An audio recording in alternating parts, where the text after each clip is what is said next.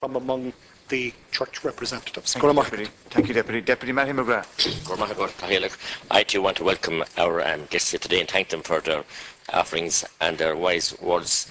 Mr. O'Donnell, some references by witnesses here during the week have been made to the C case in 1996-97 of a young girl that was taken into care by the authorities and who was brought to Britain for an abortion, allegedly because she was suicidal. Do you have any information you can give this committee on the possible implications of that case? And also, I'd like to thank you very much for your words and offered here today about your experience in Southampton and indeed the extremely harrowing words and questions that you have to deal with as late as 20 years after unfortunate abortions have been carried out.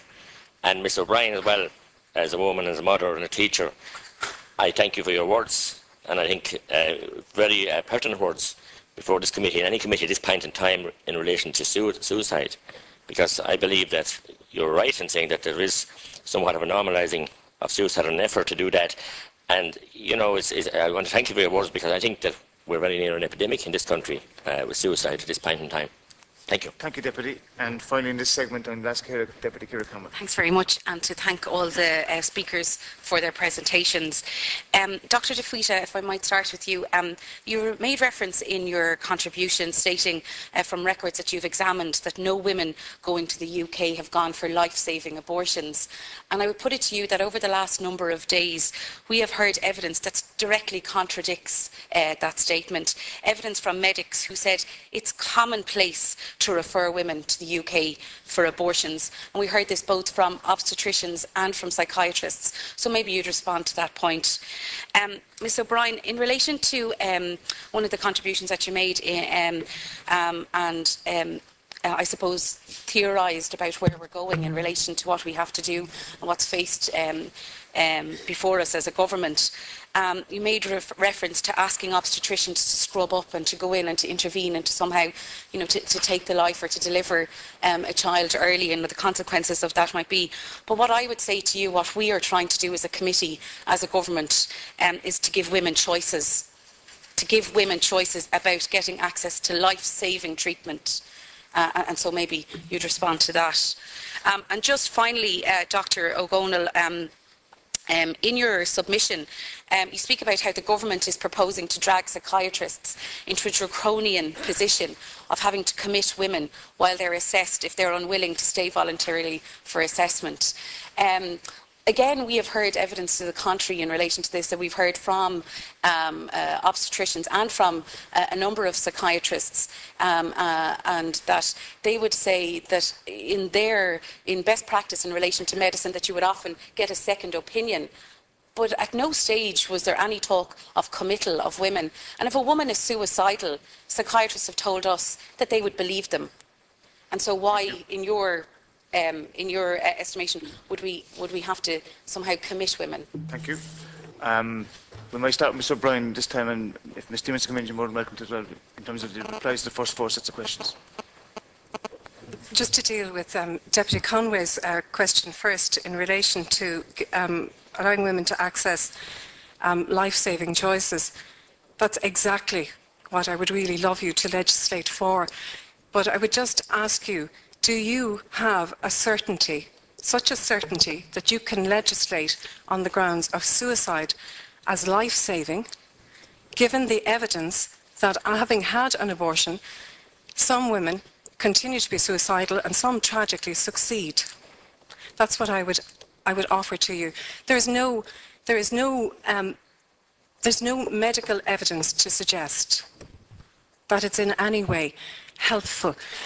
And the closest people have come is it just might be part of a package. You can't actually legislate on those grounds. In relation to, I leave it to the greater expertise of the psychiatrists and doctors to deal with situations, other situations, but as to what would actually change. But I'll give you a laywoman's opinion on what might actually change. We're social creatures, and we respond to social norms. And when something is legalised, it's a far bigger educator than I ever will be in a classroom.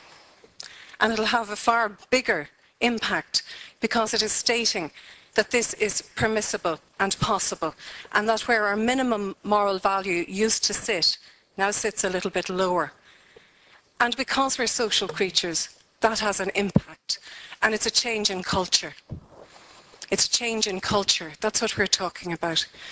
And it's very, very serious. We have seen the impacts of change in culture in other areas, in the tragic area of suicide and in many other areas. And it's very, very serious what we're speaking about. Ms. Steen, would it be okay if Ms. Steen spoke on that? I've actually asked Ms. to come in. Ms. Steen, go ahead, yes, please. Just to come in, just to respond briefly to Deputy Kelleher's question about what's to be done, there have been concerns raised by some doctors in particular about the criminalisation of abortion. And I'd say two things about that. The first is, as Ms. Caroline Simons of the Pro-Life Campaign has said, what is central to the 1861 Act is the issue of intent. So there is no legal reality to the idea that a doctor might be prosecuted under the Act if he or she acts in good faith to protect the life of the mother while doing all they can, obviously, to save the life of the baby. And it's also important, as regards criminalisation, there's been some discussion of the decriminalisation of abortion. That's a very worrying suggestion, because the 1861 Act doesn't just apply to doctors. It applies to anybody who attempts to procure an abortion. It has an important function in deterring backstreet abortions. It also deters abortion clinics opening up on the streets of our towns and cities, such as we recently saw in Belfast. And as Ms. Breda O'Brien was saying, it sends out an important signal that the criminalisation of the offence of abortion, it sends out an important signal to society that it is a morally grave act to destroy the life of an unborn child. And I should also note that the sections 58 and 59 of the 1861 Act are actually still in force in Britain, where abortion is widely available, and even there they recognise that there may be some circumstances in which it is appropriate and necessary to bring a prosecution for someone who carries out an abortion. I'd also, just in terms of summing up over, as regards the evidence that has been heard, I'd like to bring to the attention of the committee the fact that there has been a divergence of views from both the medical community and the legal experts who were heard yesterday. The Bar Council and the Law Society are conspicuous by their absence. They both issued statements, I understand, to the effect that they couldn't adequately represent the divergent views of all their members. What they're recognising, these are the organisations who represent the legal experts in this country, and they're recognising that this is not a technical legal issue. It is a moral issue. It is a value judgment. It is a matter of opinion. We all have different views on that. And I think it's important to remember that. So ultimately, this is a political decision. It's a value judgment. What do we want our values as a society to be? I would respectfully submit to the committee that the current medical practice, where everything is done to save both the life of the mother and the baby, where doctors are protected in carrying out those functions, is what we want to see retained. I'm an expectant mother myself. I want to be sure when I need the services of an obstetrician that he or she will not intervene unless and until there is a real and substantial risk to my life. Because before that point, the appropriate medical treatment is to admit me to hospital if necessary, give me all medical care that I need. The risk, it should be said, may dissipate. But if it increases and becomes a risk to my life, then by all means I want the doctor to intervene to save my life. I have 3 children at home and a husband who depend on me. So that's current medical practice, and all we would like to see is that protected and enshrined in the law. Thank you. Mr. Manley? Yes. And if Carr wants to come in as well, you may as well. In reply to Deputy Kelleher, yeah, if you asked family in life, would they would they want a referendum to roll back the suicide provision in the X case? Yes, the answer would be definitely yes. And this brings up the matter that was so often repeated during the week, and indeed has been said by no less than the Minister for Justice, that the 1992 referendum and the 2002 referendum confirmed the correctness of X and the support of the Irish people. Now, I happen to have lived through 1983, 1992, and 2002. My grey hairs show the work that I put into trying to get the vote out. And I have to tell you that the 1992 referendum of Al Reynolds had really two questions in it. It asked the people, do they want termination? And that was the word used in the wording, accepted. And then they asked, do you want the suicide provision removed? So people, especially pro-life people, and excuse me for using this shortened version, but pro-life people felt caught between two opposite poles, and they felt they had to vote against it. And in 2002, there was again the same question asked, do you want the suicide provision removed? But unfortunately, there was a deep division among pro-lifers, and a large number voted against the 2002 referendum. So I think it is quite incorrect to say that most of the people in Ireland support the suicide provision. I think my colleague wants to add something. If there's time remaining, just in relation to the question of whether we want a referendum, and I suppose why would we want a referendum, it relates to the deep problems with the suicide provision of the X case ruling. And that's a problem that's been recognised for the past 20 years. It's really the main reason why the X case has not been legislated for, and various attempts have been made by successive governments to remove that problematic element. It's not unique to Ireland that a Supreme Court would make a faulty decision. I mean no disrespect to the court.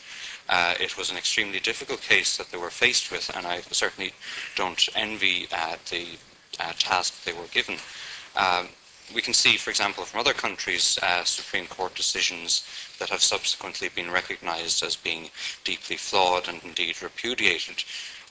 In the United States, for example, the Dred Scott decision in the middle of the 19th century, which upheld the principle of slavery, the Buck versus Bell decision in the 1920s, which justified forcible sterilisation of women judged to be unfit.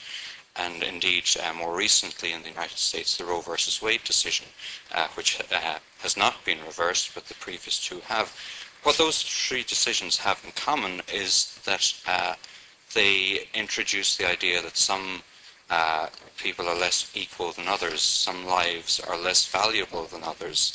And that's the same principle that informs the suicide provision of the X case decision, that the life of the unborn may in certain circumstances be deliberately targeted. Thank you. Dr. O'Donnell. Thank you. I've tried to combine some of the questions. Sure. Just to start off with, in relation to the cases that are recorded of in relation to Irish women who would have travelled, you gave a figure of 130,000. You were wondering if some of these cases could have included women with suicidal intent. We obtained a Freedom of Information disclosure from the Office of Population Censuses and Surveys in England and Wales last August. And amongst from 1992 up until 2011, which are the most recent figures, there were 2 women who gave reasons along mental health grounds. No one gave the reason of suicidality. One of the grounds was mental illness. That was the phrase used. And the other one was depressive disorder. And in my experience, as in the experience of all of the psychiatrists who've given evidence here this week, abortion has never been indicated, is not reported in any journal or textbook as being a treatment for either mental illness or depressive disorder. So I hope that answers that question in particular. I've combined the questions in relation to the treatment of acute suicidal intent and the last question in relation to the procedures that would be followed. As I mentioned, some of the procedures would be considered as quite draconian.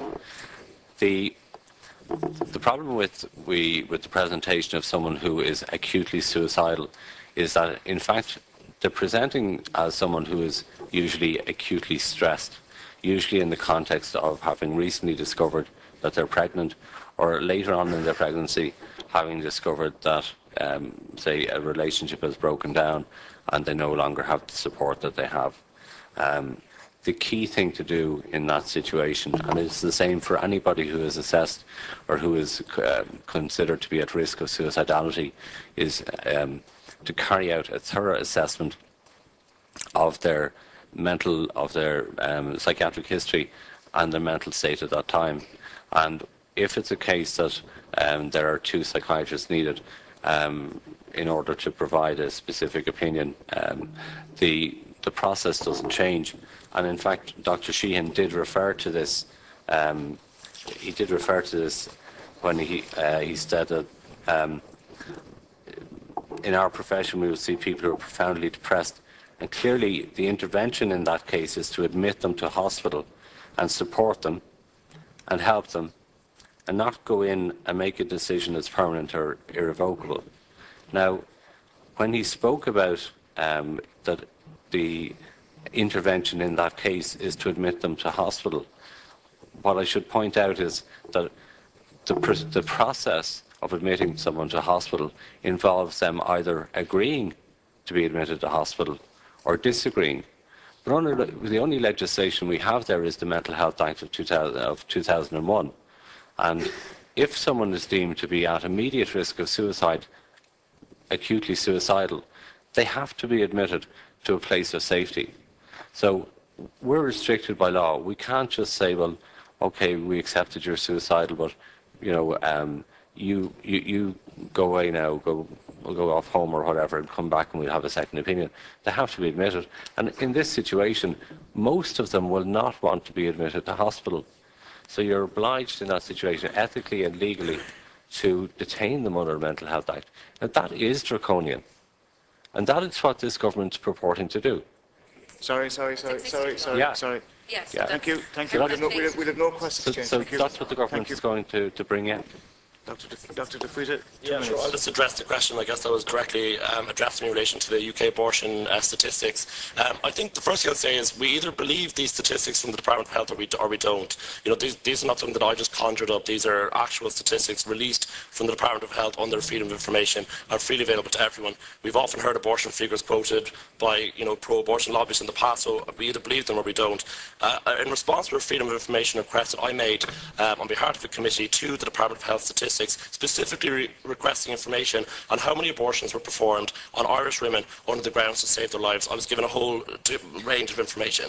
The UK Abortion Act categorises abortions from A to G. F and G directly relate to where there's a risk to the life of the mother, and abortions performed for that reason, and they account for those figures. I was told by the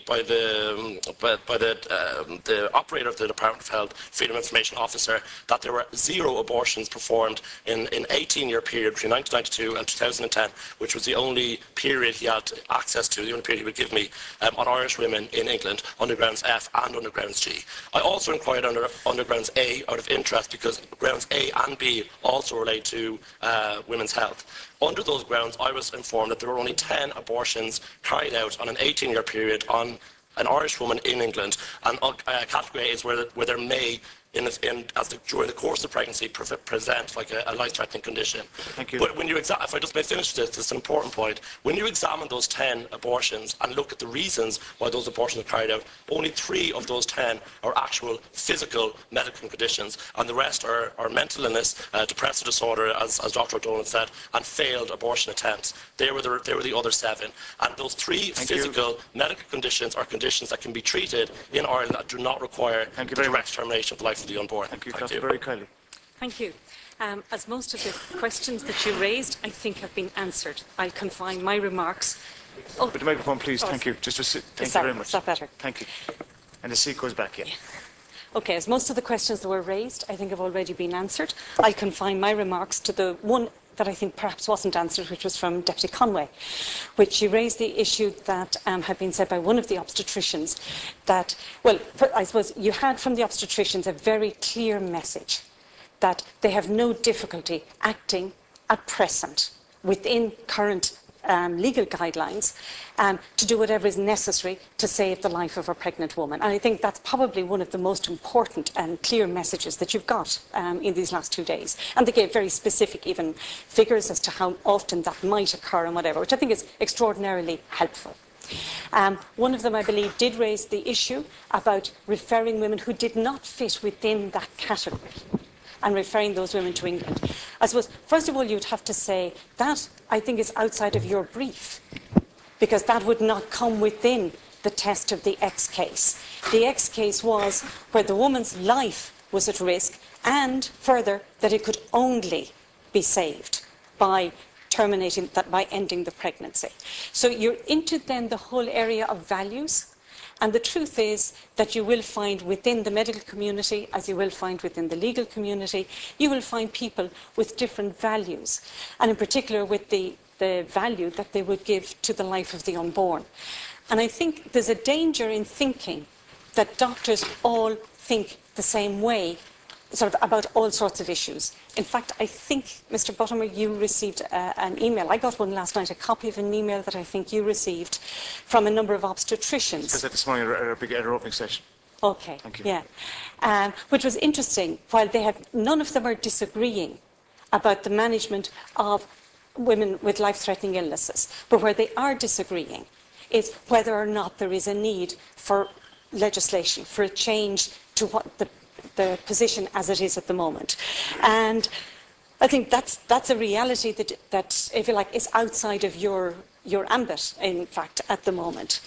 The other thing that I think is worth saying here is that we actually have very useful information on why Irish women go abroad for abortions. It's the Women in Crisis Pregnancy study, which was done by researchers in Trinity College at the behest of the Minister for Health.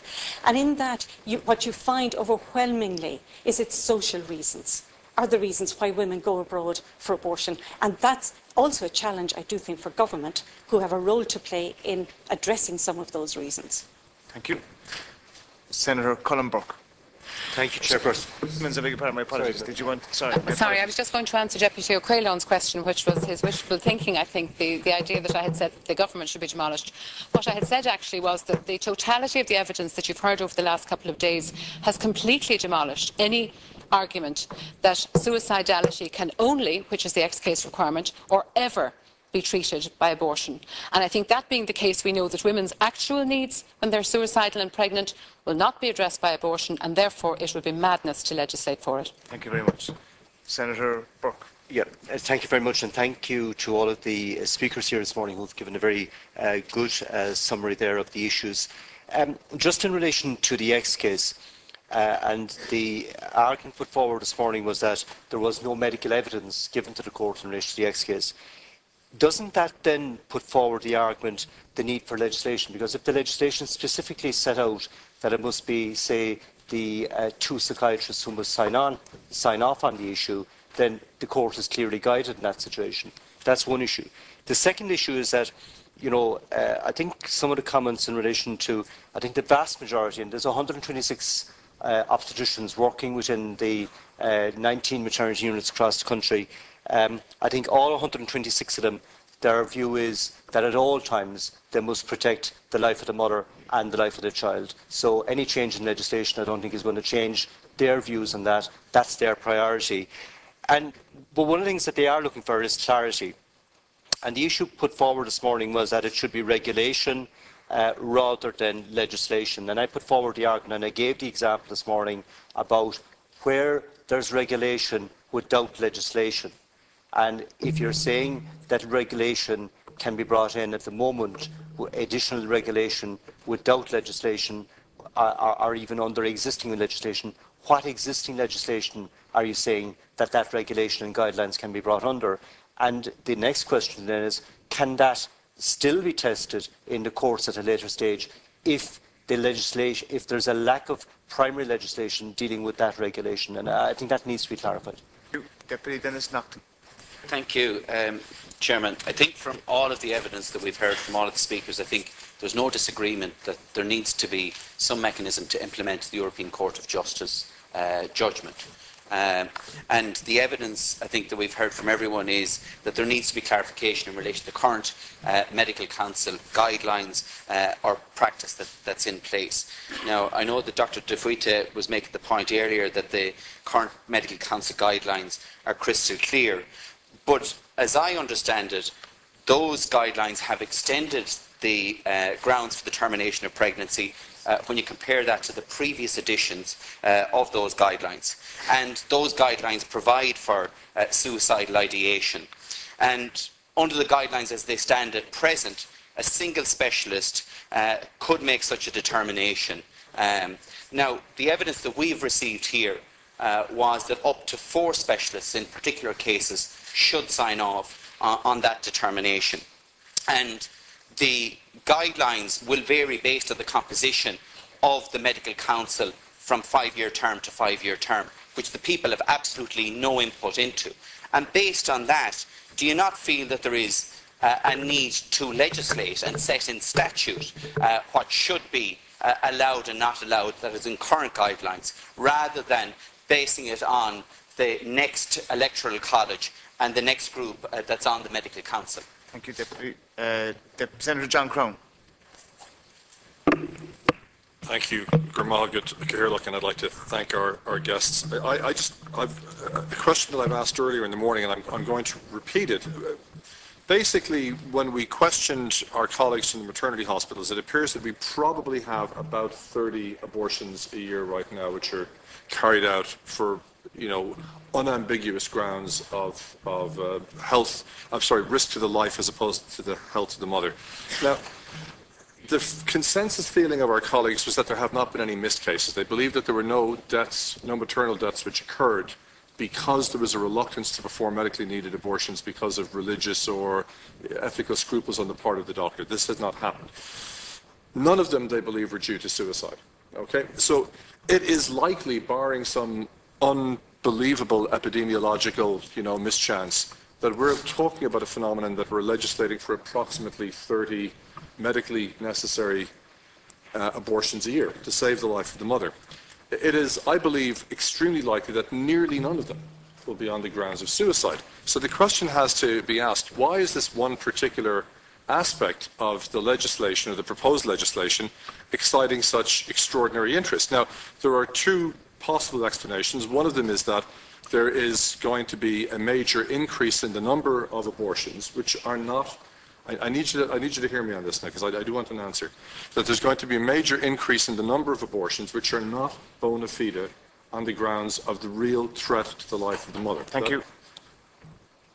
2 minutes up. To the life of the mother. And if not, is there a suggestion that there will be feigned suicidality? Many people have denied that they believe there will be feigned suicidality, but there's a gap in the logic there somewhere. If it's not feigned suicidality, what is the mechanism whereby there will be a great increase in the number of quote-unquote illegitimate abortions which are not necessary on medical grounds? Thank you, Senator.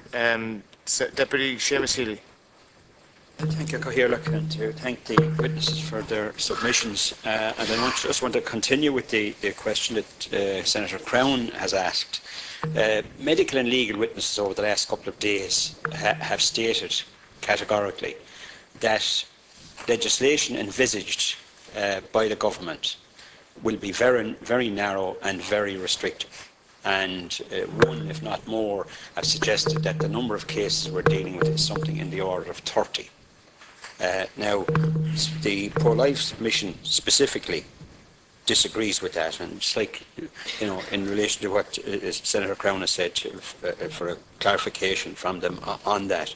The other question I wanted to ask is, in relation to fatal fetal abnormality, and particularly where the fetus would not be viable outside the womb, what is the view of our witnesses in relation to that? Deputy. Deputy Regina Doherty. Hi, can I ask, it's with particular reference to the issue of suicide.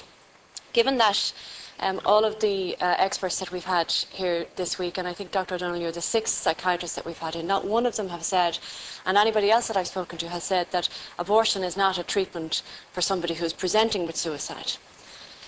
Also given the options in the expert report of how legislation could be framed regarding one obstetrician, one psychiatrist, one obstetrician, one cardiac specialist, depending on, the problem that the woman is presenting with. I actually, in my humble view, can see that if and when the legislation is passed, that there probably will be never a case, given the restrictions that we're proposing, that a woman, could potentially receive an abortion or be recommended an abortion. So I'm curious as to, knowing what you know and how you treat your patients, why there's such a huge concern for such a tiny amount of prospective, medical interventions, particularly when we're talking about suicide. What is your fear? I don't have obviously the expertise to know, when we talk about floodgates opening, where you see them opening, or what your fears would be potentially having passed legislation. Thank you. Deputy Peter Fitzpatrick. I have to mention again that the survey from the 3 Dublin maternity hospitals, the Rotunda, the Hollis Street and the Croom, that from 1980 to 2011 found that 2 deaths occurred by suicide. Both occurred after delivery, out of a total of 680,000 live births. This is the proof that doctors are doing their best to protect mother and child. A lot of families in Ireland have experienced a suicide, and I have to make this statement: is we cannot have abortion on demand. I've asked this question to the last two groups for the last number of days. Women who have abortions, do they increase the risk of mental health, like depression, substance and abuse? I know people keep saying it's the same question I'm asking them again, but it's something they have to get out of my mind. And women who have abortions are more likely to commit suicide. And the last one then is motherhood. Does motherhood protect suicide? That's it. Thank you. And finally, Deputy Mary Mitchell-O'Connor. Thank you, and thank you very much, witnesses. I just want to, yesterday I asked Dr. Simon Mills, he put forward draft proposals, heads of bills, and I'd like you to comment on that, because he said here that he thought that it would stand up robustly, in law. And then I'm very concerned as well. I heard somebody there say that there was no need for legislation, and that it was crystal clear, and that you were very happy with what's there and with the medical guidelines. And yet, I'm not a medical person and I'm not a legal person, but what I'd like to know, and again for my constituents, is why would the master of Hollis Street Hospital, a mother herself of 4 children, come in here, with other masters and say that they're not happy, that they feel exposed, that they need clarity? I mean, I just can't get it as an ordinary person here. I'd also like to know, sorry, am I up? Time up? I'd like to know, do we trust the medical profession, be it they obstetricians and psychiatrists? Thank you. Thank you, Deputy. We have 20 minutes remaining in this slot, so I'll allocate 5 fours, and if Ms Simons wants to begin, please feel free to do so. Right, thank you very much indeed. I think, first of all, Okay, I'll be very quick. First of all, in relation to suicide, the bottom line, I think, which is very much appreciated by people on the pro-choice advocacy side of this, is that legislation must include suicide because of the X case decision. You cannot excise the suicide element, and that's a fact, and they know that. So if they want legislation, they want to leave in suicide. Why are we concentrating on it? First of all, the medics will tell you, and you've heard abundantly clearly for the last couple of days, it is not ever the only, and it is not ever a treatment for suicidality. So that's that. In relation to Professor Crown's question, if he's finished looking at Twitter there, just to say to him, he has. We're all Twitterati. I support him in that endeavour. We shouldn't make reference to what the member is doing. I beg beg your would pardon, be- but it's so that wouldn't be attractive. It's fair. pink here, and I'm looking at it. I Thank can't you. do my eyes. I'm so sorry if it's offensive. Anyway, just to say, his question was asking, was I suggesting that anybody would feign suicidality or whatever? That's I've said there's a legal problem in relation to suicide, and there's a medical problem in relation to suicide. And in relation to feigning it, can I just tell him that when Dr. Anthony Clare spoke to the Oireachtas in 2000 at its hearings, he said that psychiatrists were hopelessly compromised once you put this into the psychiatric arena. And Lord David Eoghan, in fact, is on the record as having said that he coached his patients in order to present as suicidal. So we have to realise what human nature has to say in relation to this. So I hope that I'm making clear. In relation to Deputy Healy's question on the lethal fetal abnormalities, that's not covered by the X case and it won't be included in this legislation. And I was very surprised then when I was looking at Simon Mills's draft to see that he had included both the health element and the lethal fetal abnormality element, because that won't be in legislation. It's not appropriate. I'd like to hand over now, please, to Dr. Barry Kiely. Dr. Berry. Just one small point that I'd like to make. Somebody, I'm sorry now, I don't remember who, made the point of everybody sort of is happy that all treatment can be given at the moment, so why are we afraid about legislation? Well, I think it's very interesting when you look at this, because actually, if all you were going to put in legislation was what is currently the practice, that legislation would actually look very different to what's being proposed by the expert group. Like an obstetrician at the moment who's treating this woman there in front of him or her can make the decision that he or she thinks is best. Under this new proposed legislation, they're not going to be able to do that, because they're going to have to get the opinion of yet another obstetrician or another doctor. I understood you were talking about getting two. Debate for the past 3 But days. I don't mind taking a question, if that's helpful. Yeah. Sorry, Clarification. my understanding was that they asked for, in an emergency case, the Medical Council asked for no change, and the Master of Holles Street Hospital. Actually, my point. Yes. Actually, asked for no change in the emergency, so they don't need two obstetricians. So in other words, this legislation is proposed to deal with something more than what we're currently doing. That's my point. You're being asked to widen what is current medical practice. You're being put in a position where you are now being asked to allow for more, a little more, a medium amount more, a lot more, I don't know. I have no doubt you will do your best to make it as restrictive as possible. But nonetheless, it clearly will be more than what is currently there and more than what is actually needed. And that of itself is already an opening of the door. It may be a small little chink, very small, very tight, but you look at the experience of any country around the world and you look and see what their experience has been once there has been. Because basically what you're being asked to do is to lessen the value that's given to the life of the unborn.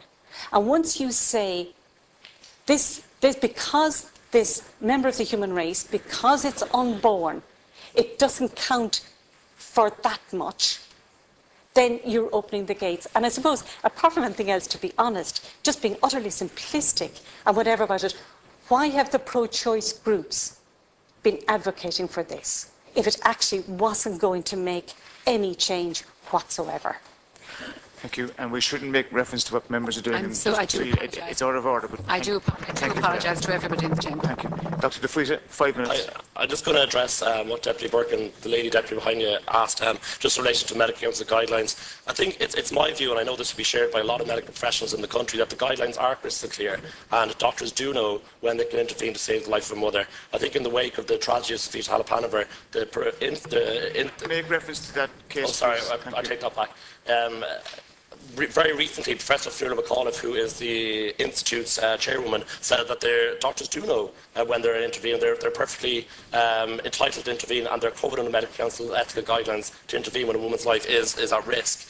Now, that being said, I never in any part of my submission said that I'm against legislation, that I'm against clarification whatsoever. I know my own understanding of the Medical Council ethical guidelines, but if it is shown through discussion and through debate that doctors do want further clarity and that they do want either legislative footing or further clarification of the Medical Council guidelines to allow them to practice medicine and to practice medical maternal health care, I would not be against that, nor would any pro-life person I know be against that. The problem I would have is that any legislation or any clarification or even guidelines that we do bring forward must recognise also the right to life of the unborn child, and must recognise that a doctor does everything he or she possibly can do to save the life of the mother, while at the same time recognising that he or she has a duty of care to the unborn child as well. And I'll just finish on this one point. I know it was brought up what the Master of the Maternity Hospital said during the course of these hearings recently, but I'd like to just bring our memories back a little bit to the Oireachtas hearings of 2000 and 2001, where we had extremely experienced obstetricians, the heads of the Institute, testify before government officials, each saying the opposite, in fact, to what the Master of the Hollis Street said during the week, that they know exactly when to intervene when women's lives are at risk, that they never put women's lives at risk when they're suffering a complication of pregnancy, and that in their mind, treatments for things such as cancer of pregnancy, ectopic pregnancies, severe preeclampsia, etc., those interventions do not constitute abortion. And I think it's extremely dishonest of the papers who had front-page headlines yesterday, including the Daily Mail, blazing these headlines that 30 abortions are taking place in Irish hospitals every single year, when we do not know the circumstances of those cases. Some of those cases may have been a premature induction of labour where a baby was delivered alive and survived. So I think we need honest reporting on those facts. Thank you. Donald, 2 minutes. 2.5. Okay. Several people asked the same question in relation to what's the huge fear around the suicide scenario in relation to the X case. And of course, the reason for it is that the X case judgment specifically dealt with abortion for suicidal risk. Now, there was no medical evidence provided before the Supreme Court in 1993, and that led to a seriously flawed judgment, in my opinion, in relation to the Supreme Court at that time, because the experts on the assessment of suicidal risk are consultant psychiatrists, and the evidence that was given to the Supreme Court at that time was given by a child and adolescent sex therapist. So probably not the best place to go looking for advice on suicide. The real concern is that our cultural cousins, if you like, in the United Kingdom and in the USA have had the experience of seeing the so-called floodgates opened in relation to suicide. In 1966, the year before the Abortion Act in Britain, the overwhelming majority of abortions were carried out under the cover of the 1938 Rex v. Bourne Act, where Sir Alec Bourne had carried out an abortion on a rape victim to protect her health. So that was the grounds up until 1966. With the passage of the Abortion Act in 1967, within 12 months of its enactment, over 95% of all applications for abortions were on risk of suicide. And in the United States, the exact same thing has happened. So we go from a situation of 80,000 abortions in 1966 to over 190,000, and most of those being on the grounds of risk of suicide. Mr. Manley. Thank you. I'd like to deal with Senator Crown's question, which I thought very important. Why is there so much emphasis on the question of suicide? Now, it is not, in my opinion, it is not because of numbers, it is not because of slippery slopes or floodgates. No, it is not that. It is because if legislation was passed, it would allow, for the first time in Irish law, the life of an unborn child to be directly and exclusively taken. Now, that unborn child, we have given in our Constitution the right to life, equal to the mother, equal to yours and mine. And how can a law permit such an injustice. That is the problem. Now, the 30 cases of abortion that he mentioned, this raises, and it's already been mentioned, the whole difficulty of using the right words. The obstetricians who talked about their work on the first day spoke of their efforts to deal with 2 patients. Always, whatever intervention they had to make when, say, heart trouble or cancer or something like that threatened the life of the mother, was to preserve the life of the mother, to save the life of the mother, and as far as possible and practical, to preserve the life of the child. Now, that is not an abortion. An abortionist in London has only one thing to do, and that is to take away the life of the unborn child. That's the only thing. And if he fails to do that, he will lose his job. Right. Do you want to make them? Well, I just make another question. Somebody said, do we trust, I've forgotten who it was, do we trust our doctors and nurses? Yes, of course I do. And of course all the people I know do also. I also trust our local guards. I also trust the teachers of my son.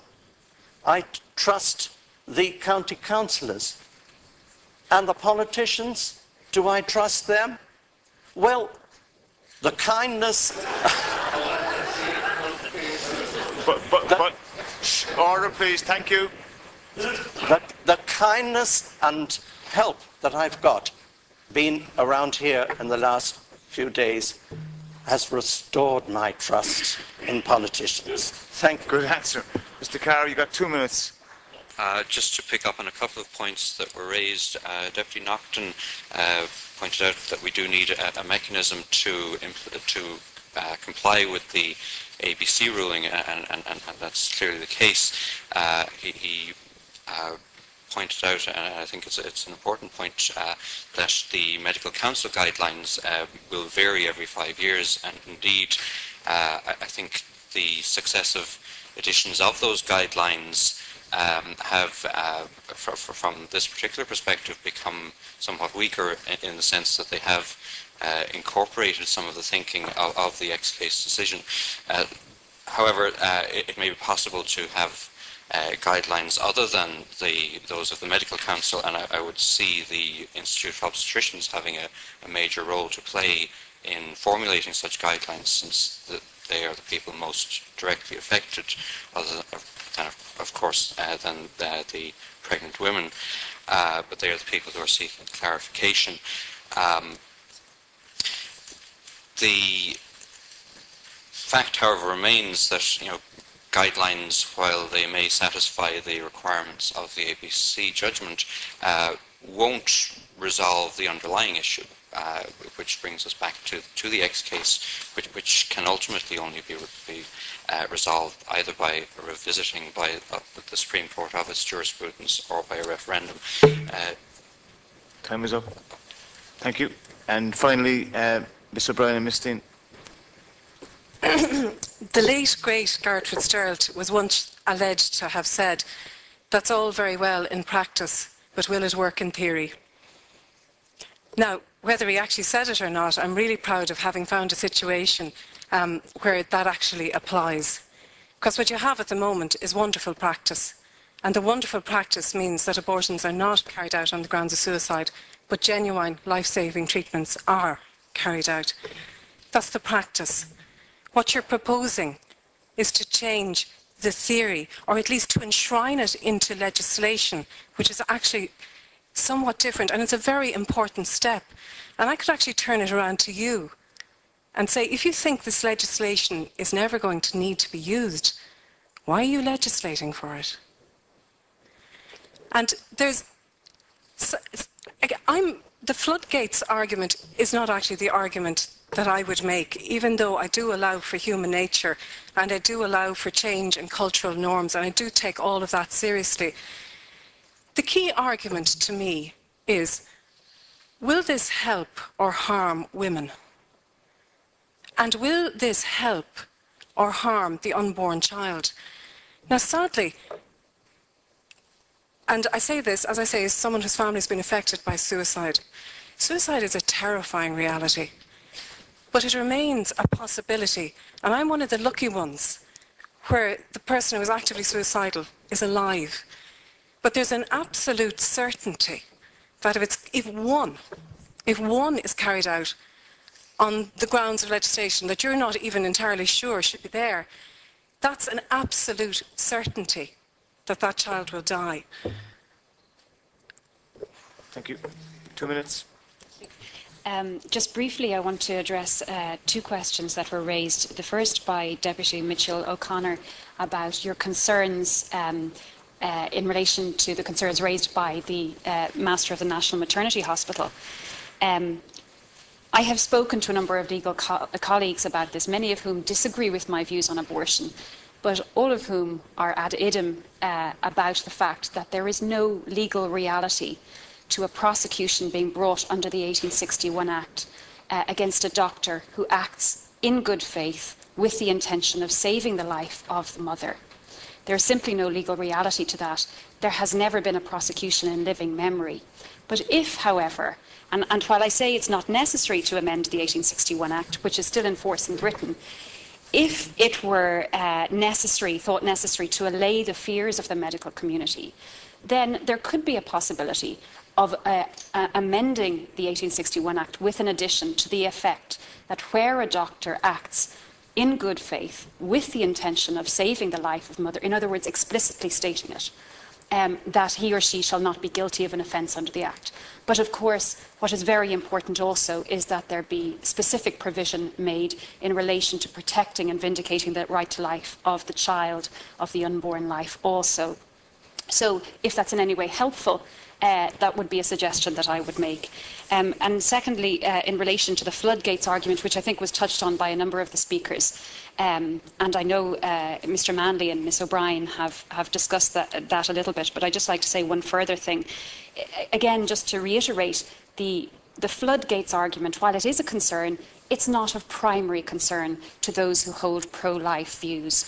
What is of concern to those with pro-life views is the direct and intentional killing of an unborn child and the legislating for an unjust law. Now, if a law is talking about taking the life of an innocent life, then that law needs to be justified. Currently, we can justify it under current medical practice where a doctor acts to save the life. But if we are talking about enacting a law that directly and intentionally takes an innocent life, then it needs to be justified in even stronger terms. Thank you. I'm against the death penalty personally, but in some jurisdictions it is justified on the basis that somebody has done something so awful that they have lost their right to life. Thank you. How can I agree with the idea of taking the life of an innocent child whose worst crime is its mere existence? Thank you. Dr. Berry, you indicated you want to make one other remark. To admit, now I've forgotten what it was because I thought you weren't going to let me in. Our time is elapsed. No, the question I asked was, do you trust your doctors and psychiatrists, not nurses? Okay. And the other question I asked was about Dr. Simon Mills with suicidality. Deputy Dardy, very briefly, and the witness can answer it in part of the other. Thank you very briefly. It's only a very quick question to Dr. O'Donnell, just for clarification purposes. When he talked about when the law was passed in the UK, 95% of the abortions were arising from suicide intention. Does a patient or a pregnant woman in the UK, when she's proposing to have an abortion, does she have to go through a psychiatric assessment in order to obtain that abortion? And if so, are you suggesting then that the psychiatrists that those women present to in the UK are being duped?